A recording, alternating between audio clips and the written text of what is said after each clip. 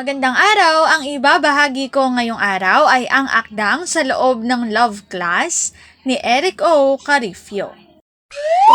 Magbasa, makinig, matuto at magsaya. Ako si Binibining Menya. Handa na ba kayo? Tara na, umpisa na nating isa-isahin at pirapirasuhin ang mga detalyeng nakapaloob dito.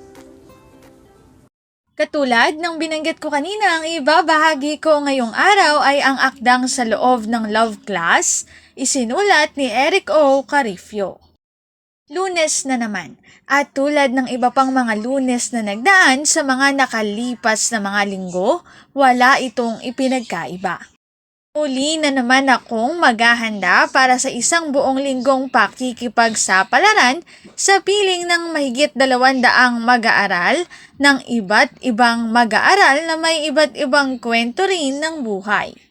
Pagkatapos ng maikling programa upang i-anunsyo ng iba't ibang departamento ang nakamit na parangal sa mga paligsahang dinaluhan at pinanalunan, sabay-sabay naming tutunguhin kasama ng aking advisory class ang aming silid-aralan sa unang palapag sa gusali ng JDV.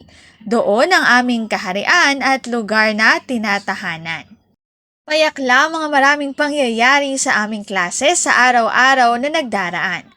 Kung hindi man aralin sa mga pahina ng aklat ang aming pinag-aaralan, sama-sama kaming nakikipagsapalaran upang tuklasin at pag-aralan ng tungkol sa buhay-buhay ng kanilang mga problema sa buhay, sa pamilya, sa mga kaibigan at maging sa mga napupusuan. At ang tanging pang-aliw na ginagawa ko sa kanila ay ang busugin sila ng maraming katatawanan, punchline at mga joke upang kahit sa saglit makita nilang masaya ang buhay at may mga dahilan para tumawa at maging maligaya. Halos lahat ng mga mag-aaral ko sa aking klase ay malapit sa akin at in love ako sa kanila. Isang kakaibang uri ng pagmamahal na nasa hanggahan ng pagiging nakatatandang kapatid at tapat na kaibigan sa kanila. Kinakaibigan ko ang marami sa kanila at sinadya ko iyon sapagkat sa paraang iyon ko maaaring mapasok ang buhay at maintindihan ang pagkatao ng ilan sa kanila. Hindi ko lubos na mauunawaan kung bakit madalas silang taguriang pasaway. Mga hanay ng mga mag-aaral na madalas ay ituring ng iba pa nilang mga guro bilang problem students, mga tinaguriang troublemakers ng taon dahil sa maraming negatibong komento sa kanila. Ngunit hindi sa klase ko.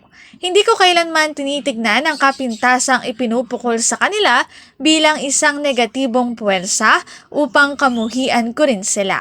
Marahil kung katulad din ako ng iba pa nilang mga guro, sino pa kaya ang magmumulat sa kanila na kailanman ay hindi sila pasanin sa loob ng eskwelahan?